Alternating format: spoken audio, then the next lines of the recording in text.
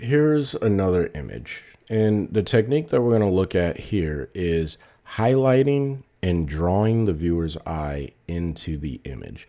As you can see, I have some mushrooms here. And these mushrooms, when I lit this scene, I had a speed light over here to the left that came down, and you can see that the mushrooms are definitely the point of focus, but it just doesn't draw your eye in as much. One of the easiest ways, obviously, I'm going to click AI Auto to get my tones. And actually, when I click that, you can see that the algorithm found that I had most of my light pointing onto these mushrooms. And you could absolutely stop right here. However, what I'm going to do is come over to the local adjustment, and I'm going to add a very basic spotlight. And I'll drag that out. Pretty good. Think about there is good. So before and after, you can still see all the things that are happening in the background. However, what you're drawn into as soon as you get to the photo is this section right here. And this is where all of our information is.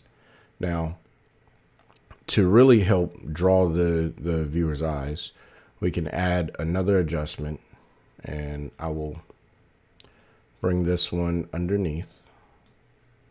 Open up. All right.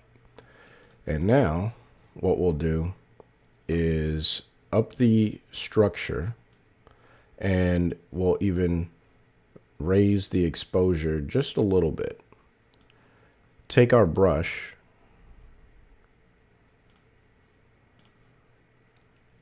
and I'm going to increase the size. Now, this is a subtle adjustment, so I'm going to turn the opacity down to about 70%. 71 is fine. It doesn't have to be 71 is fine. It doesn't have to be precise. And then I'll bring this to probably 71 too. Doesn't really matter. It just, you don't want the effect to paint in 100%. All right. And then all I'm going to do is take one pass with a pretty large brush size here and brush over those.